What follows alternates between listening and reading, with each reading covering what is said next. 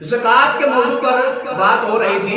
आज का हमारा पहला मसला ये है कि मौजूदा रेट पर ज़कात होती है या साबिक़ा पुराने रेट पर ज़कात होती है। मिसाल के तौर पर एक आदमी ने प्लाट खरीदा, वो कारोबार करता है प्लाट खरीदने का, लेने देने का, वो तजारत का काम करता है। और मैंने आपको बता दिया है कि जो तजारत का काम होता है प्लाटों के अंदर, वो प्लाटों पर ज़कात होती है। लिहाजा यहाँ मसला ये है, एक आदमी ने प्लाट खरीदा पिछले साल फरोख्त करने के लिए, तजारत करने के लिए, तो उस वक्त उसका आधार रेट कम था। आज उसका रेट जो है वो 10 लाख रुपया है, पिछले साल उसका रेट था 5 लाख रुपया।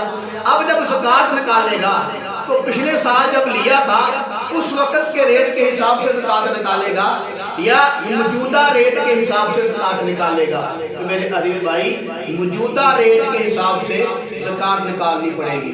आगे मसला ये है, बाद लोग ये कहते हैं कारी साहब 7.5 तोला सोना जब पूरा हो जाए उस पर ज़कात नहीं, उससे आगे जो माल होता है उस पर ज़कात होती है।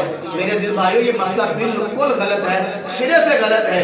7.5 तोला सोना जब पूरा हो जाए तो उस पर ज़कात है, और जो आगे ज्यादा बढ़ जाए उस पर भी ज़कात है।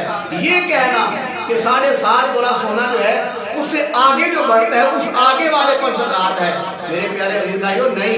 7.5 तोला सोना जो है उस पर भी ज़कात है, और जो 2-3 तोले आगे बढ़ जाता है उस पर भी ज़कात है।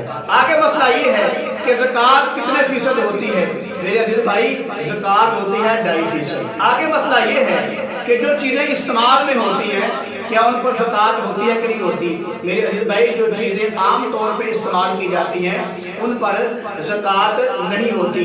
लेकिन याद रखें, जो सोना है चाहे उसको इस्तेमाल करें या ना करें उस पर ज़कात होती है। आगे मसला ये है कि सोने की ज़कात अदा करते वक्त जो सोने में खोट होती है इसको अलग किया जाएगा या साथ ही मिलाया जाएगा? तो मेरे अजीज भाइयों, सोने की जब ज़कात अदा करनी है तो खोट को मिलाकर ज़कात अदा की जाती है, खोट को अलग नहीं किया जाएगा। आगे मसला ये है कि ज़कात जो है अंदाजे के साथ दे सकते हैं या ज़कात जो हिसाब लगाकर देना चाहिए? तो मेरे प्यारे अजीज भाइयों, ज़कात हिसाब लगाकर देना चाहिए। फर्ज करो आप अंदाजे के साथ ज़कात अदा करते हैं और अंदाजा आपका कम निकला तो आपकी ज़कात तो खराब हो जाएगी, आप गुनाहगार होंगे। तो लिहाजा अंदाजे के साथ ज़कात नहीं देनी चाहिए, हिसाब लगाकर माल का ज़कात अदा करनी चाहिए।